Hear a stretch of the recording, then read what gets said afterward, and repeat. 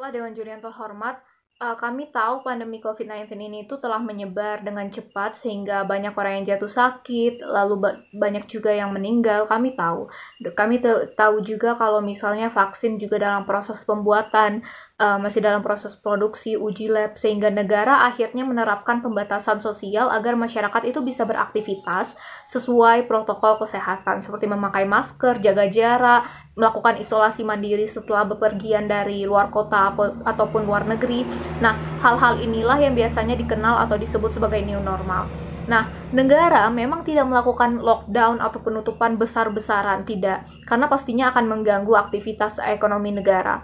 Pandemi COVID-19 itu mengganggu aktivitas sehari-hari, sehingga berdampak besar pada perekonomian seluruh orang. Banyak usaha-usaha yang menurun omset penjualannya, banyak yang harus tutup, banyak harus yang merumahkan para pekerjanya karena kurangnya customer, sehingga pandemi ini berdampak pada perekonomian bagi seluruh golongan masyarakat. Nah, namun masyarakat kelas menengah ke bawah itu lebih merasakan dampak yang lebih buruk, lebih besar terhadap perekonomian mereka.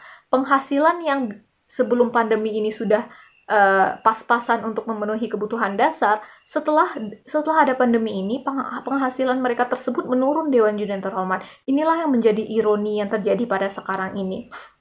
Nah, namun kami percaya new normal itu bukanlah cara pemerintah, cara negara untuk menumbalkan rakyat mereka demi ekonomi negara. Bukan, Dewan Juri yang terhormat. Saya akan membuktikan kenapa. Saya akan membuktikan bahwa new normal itu bukan untuk membajakan kapitalis, tetapi dilakukan untuk kepentingan rakyat.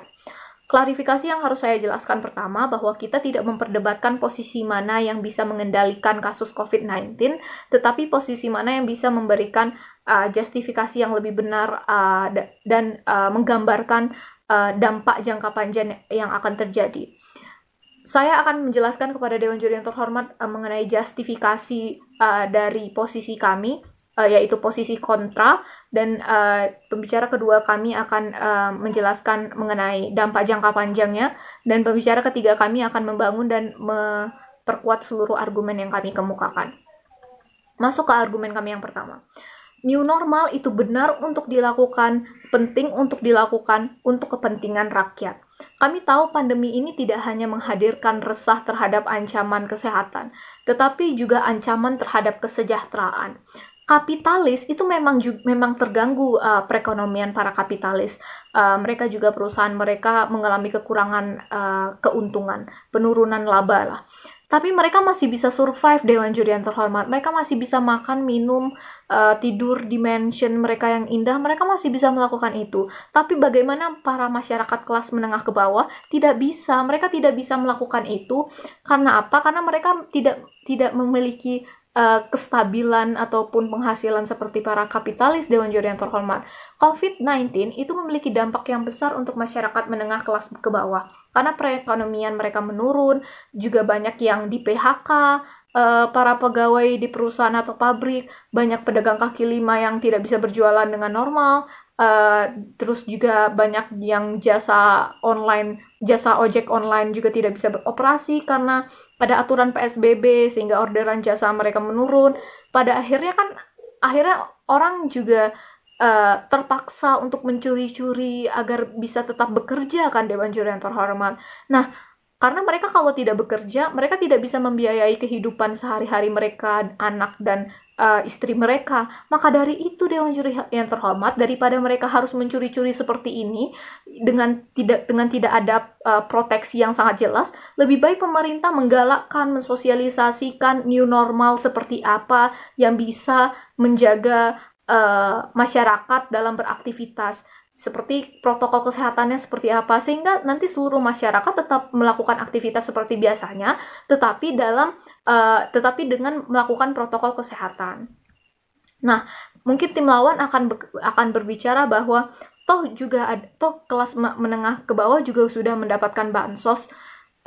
Dewan Juri yang terhormat, kami tahu bansos itu ada. Pemerintah sudah memberikan sembako, sudah memberikan subsidi kepada listrik, keringanan pembayaran kredit, Kemendikbud meliburkan semua para pelajar dari dari TK sampai perguruan tinggi, memberikan kuota gratis kepada para pelajar. Tapi bansos itu tidak bisa kita jamin akan selalu ada, Dewan Juri yang terhormat. Bansos juga berasal dari anggaran negara, bukan? Anggaran negara itu berasal dari pendapatan negara. Pendapatan negara kita juga terganggu akibat COVID-19 ini, karena perekonomian negara benar-benar hancur, Dewan Juri yang terhormat. Bukan, benar-benar buruk, Dewan Juri yang terhormat. Nah, dan juga sebenarnya di saat kita sangat bergantung pada bansos ini tuh akan mencekik rakyat kembali. Kenapa? Karena di saat masyarakat kekurangan penghasilan, kekurangan pendapatan, mereka pasti akan berhemat. Mereka pasti akan menahan uang mereka. Nah, di saat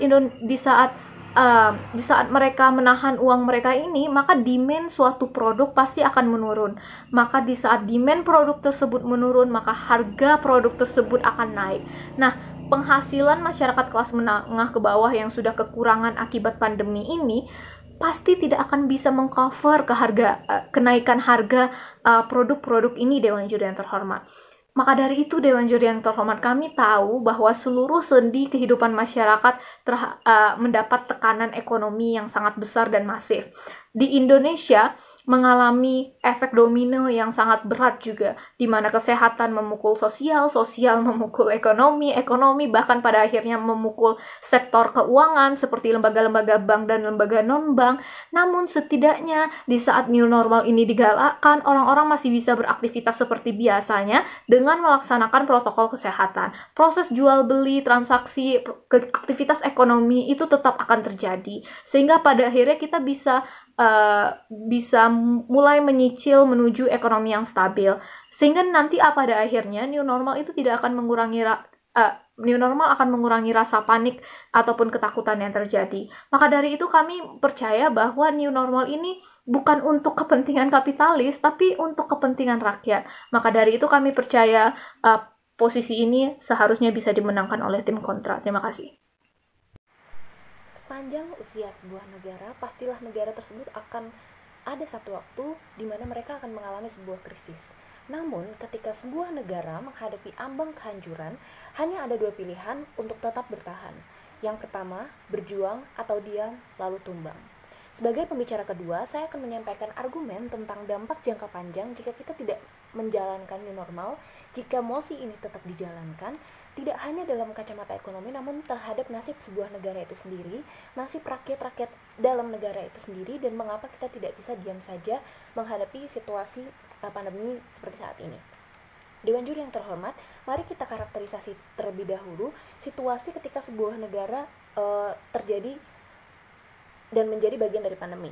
Yang pertama, sebuah pandemi membutuhkan rentang waktu yang sangat lama untuk segera berakhir.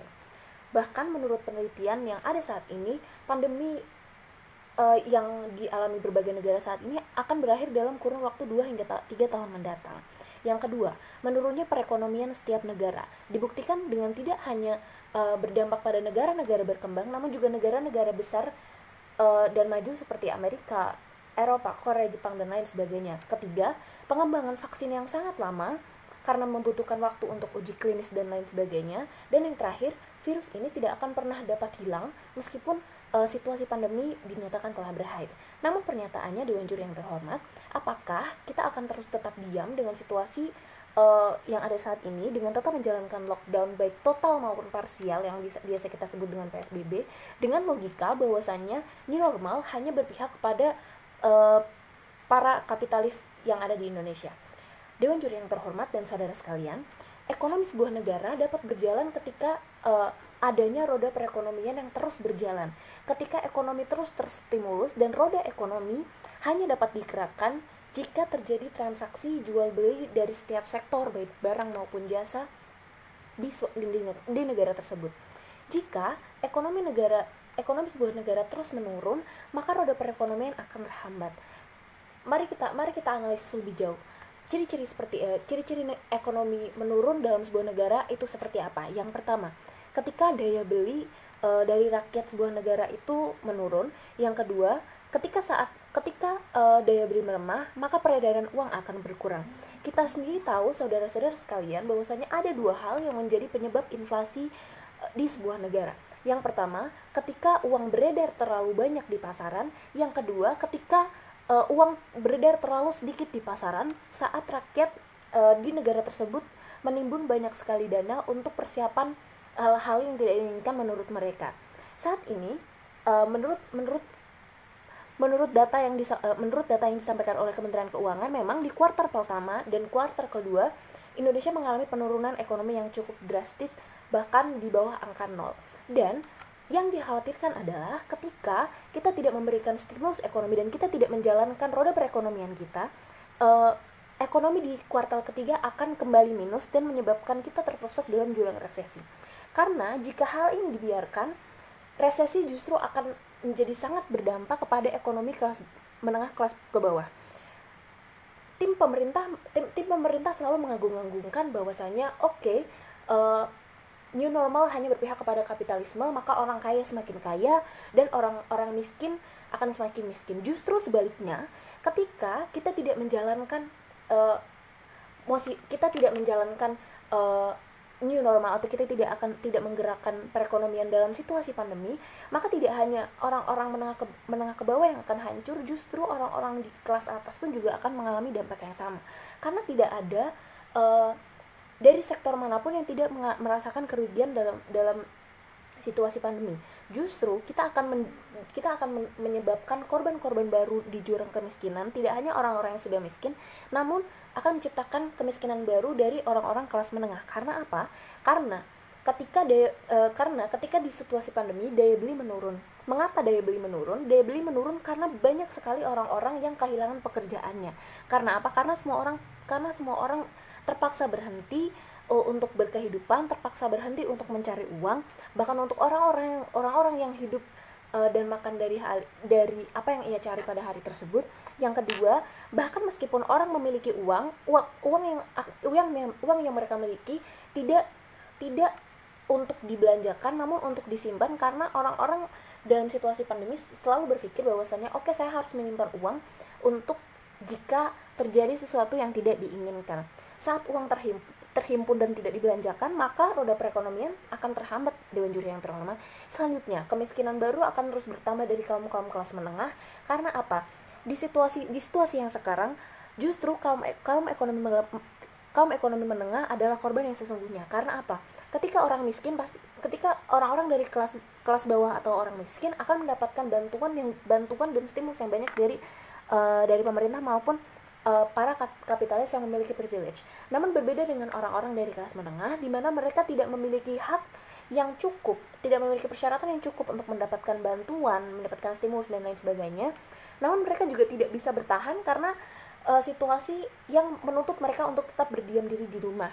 Sehingga ketika hal ini terjadi, maka pengangguran akan semakin banyak karena dari orang-orang yang disebut oleh pemerintah para kapitalis ini terpaksa memberhentikan para pekerjanya dari kelas menengah ini, disebabkan karena tidak ada daya beli sama sekali, tidak ada permintaan, tidak ada demand, tidak ada supply. Maka apa yang terjadi, Dewan Juri yang terhormat?